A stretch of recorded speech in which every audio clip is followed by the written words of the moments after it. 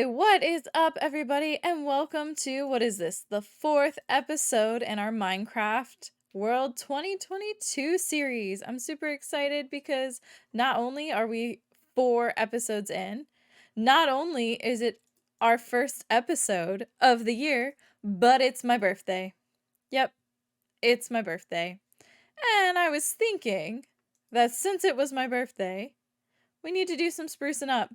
We've put together our agricultural area. We've got some lights. We've got a couple of things, but we're missing the extra, the little bit that will take us a little further into our story of the agricultural area. So let's go. When designing an area, I like to stick to 3 steps to make sure that the design goes as painless as possible.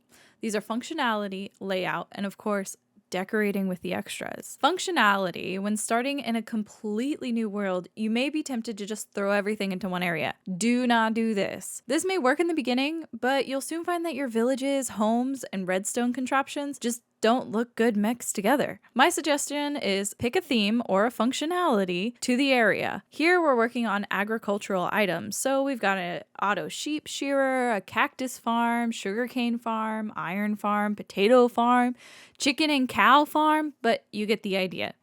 A house in the middle of this would look extremely weird unless you're expecting a super pregnant woman to need it in the middle of a census. The next step is your layout. If you watched the greenhouse build video, and I highly suggest that you do, you'll know that I am not the best when it comes to layout. I had to remove the entire building that was there and a part of the ground terraforming it. Here I'm adding a hay wagon next to my cow crusher because that makes sense if you think about it. Did I plan that I was going to do this right now? No, but that's not one of the things that I worry about when I'm doing layout initially. The layout step is not as daunting as it seems. Once you've picked the functionality of the area that you're working in, you have an idea of what you're gonna do. The best way to tackle this step is to just start with your highest priority. Do you need food? Build a cow crusher. Need blocks? Make a cobblestone generator. Once you've got your first couple of builds done, everything will start coming together. Decorating is the last step. It can be as simple as picking a palette for an area, or as complex as coming up with a story as to why you use certain items in a specific area. My favorite and easiest solution is to add a water feature, or something else that moves. Adding movement to a design almost always makes it more authentic. When your area is extremely static, it feels like you're looking at a painting or a still. Think about your area and what would make sense. I love adding ponds to my builds, so there's probably going to be about 4 fountains and 5 ponds in this agricultural area alone before I'm through. If you're near a lake or a river, why not add a dock or a couple of boats? If you're on an ocean, you could build a ginormous ship. If you're really struggling, use bone meal on grass to grow some random flowers to decorate your flat green ground. In pathways, try to incorporate different blocks such as gravel or moss. In this series, I've come up with a story for my builds. This area is being built separate from the inner village to separate homes, businesses,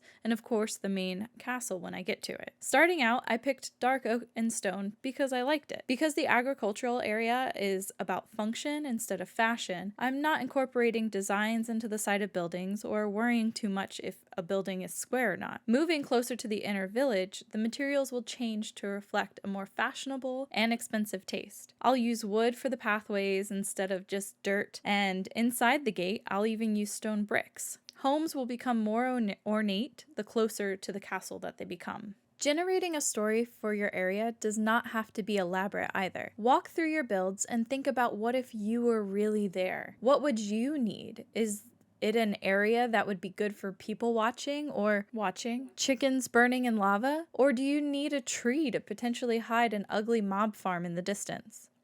The biggest thing is to make sure that your builds reflect your tastes. You can watch all of the build videos you want on YouTube, but you won't be satisfied until it looks like something that you'd want to live in. And those are some of my favorite tips for decorating villages and town centers. Make sure to check out this video to see how I built the greenhouse, and until next time, stay happy and stay healthy.